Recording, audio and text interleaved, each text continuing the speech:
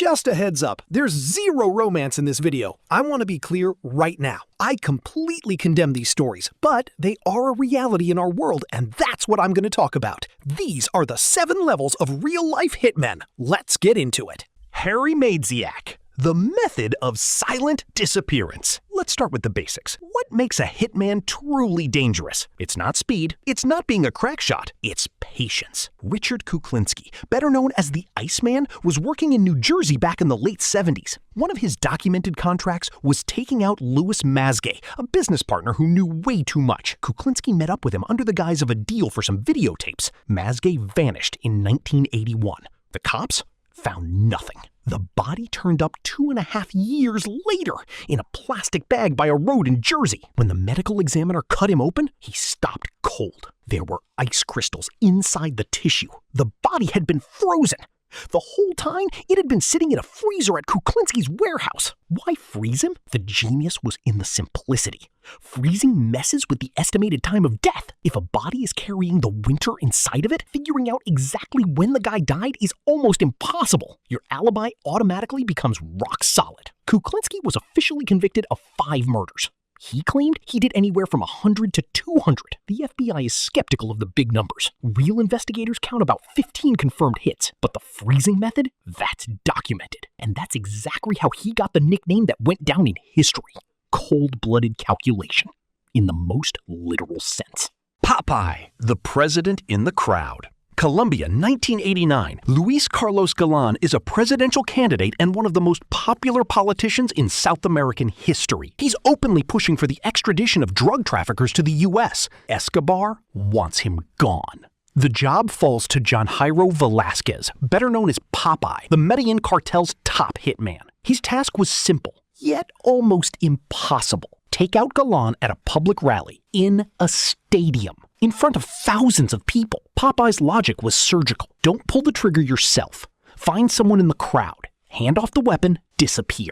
On August 18th, 1989, Galán steps onto the podium in Socha. The crowd is roaring. Right then, the man Popeye handed the gun to does his job. A few shots. Galán goes down. Security swarms the shooter. Popeye is already long gone. Later, from prison, Popeye gave interviews where he spoke about Galán with surprising bluntness. I felt a sense of satisfaction. Today, I realize it was a terrible mistake. He spent 23 years behind bars, got out in 2014, and actually started a YouTube channel. Galán's son even publicly forgave him. The difficulty of the mission wasn't the hit itself. It was planning the attack so that your hands would never be seen. Solonik, the man they couldn't hold. Moscow, early 90s. Russia is one giant gang war. Mobs are tearing each other apart over markets, territory, even the air they breathe. In the middle of all this chaos, a guy pops up that the papers started calling the super killer, Alexander Solonik. He shoots with both hands at the same time. Sambo master, former special forces. And most importantly, his targets weren't regular people. He went after high-ranking thieves in law, criminal bosses who were paranoid, experienced, and surrounded by bodyguards. One of his documented missions, Valery Dlugach, one of the most powerful mob bosses in Moscow.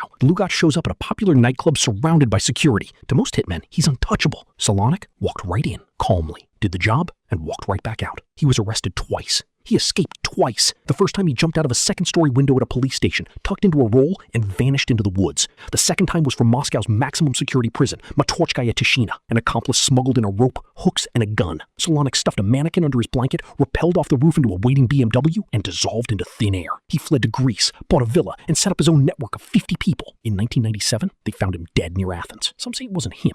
Honestly, people are still saying that today. Conrad of Montferrat, assassinated 3 days before the crown. Level up, different era, different scale, but a lesson that hasn't changed in 900 years. April 1192.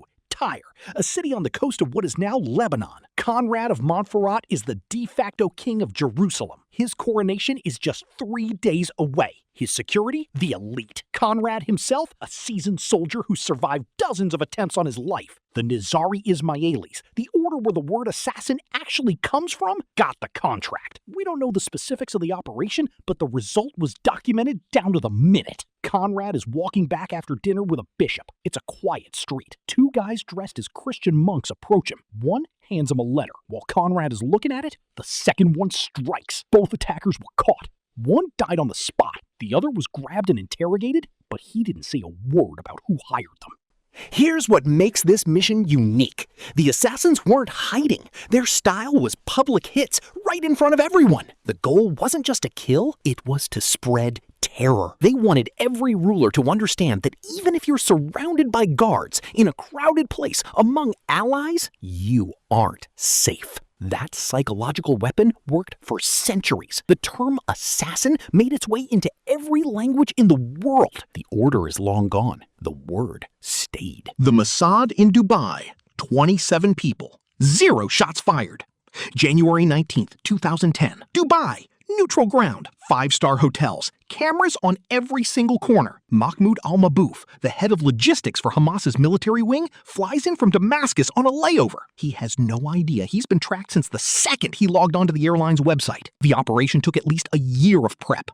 His computer was hacked, his email totally compromised. As soon as he booked that ticket, the operatives were headed for Dubai. Since they didn't have time to forge high-quality documents, they used passports from the UK, Australia, Ireland, and Germany. Some even belonged to real Israeli citizens with dual nationality. 27 people in total. Some flew in from Zurich, some from Rome, others from Paris. They arrived one by one at different times. Some were dressed as tennis players carrying rackets. Others were in hotel staff uniforms. 4 of them were waiting for him in room 230. Al-Mabouf checked in at 3:15 p.m. By 9 p.m., he was dead. According to Dubai police, it was a paralyzing injection followed by strangulation. The entire team had cleared out of the country before the maid even knocked on his door the next morning. Dubai police pulled every bit of security footage. They traced the routes and identified the faces, but not a single operative was ever caught. Israel didn't confirm it, and they didn't deny it. Israel never does. Nizam al-Mulk, the first documented political hit in history. The year is 1092. Nizam al-Mulk is the Grand Vizier of the Seljuk Empire, the guy actually running a state that stretched from Iran all the way to Syria. He held more power than the Sultan himself.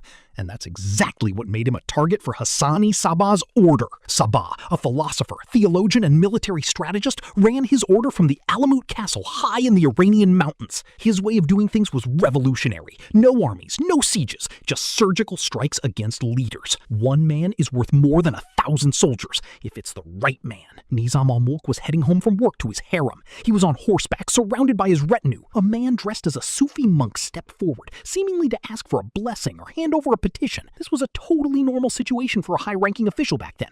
Security didn't even flinch. The monk got close, real close, and then he struck with a knife. Later, the assassins would say there had been a private war going on between them and Nizam for years. This wasn't some impulsive attack. It was the result of months of surveillance, studying his route, and picking an operative who could look invisible in the right place. Historians call this the first systematic political assassination in documented history. It wasn't just revenge. It wasn't some random assault. It was a strategy, a tool for control.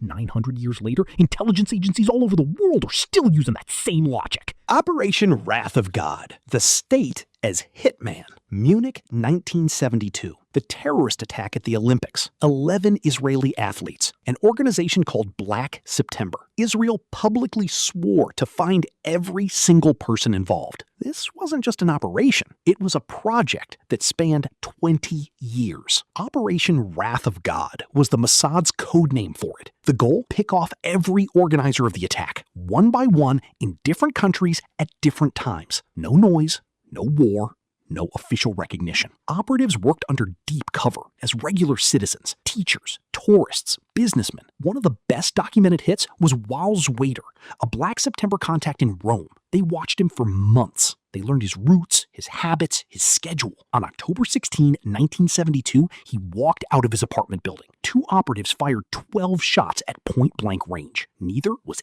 ever caught. Next target. Then the next. The cities kept changing.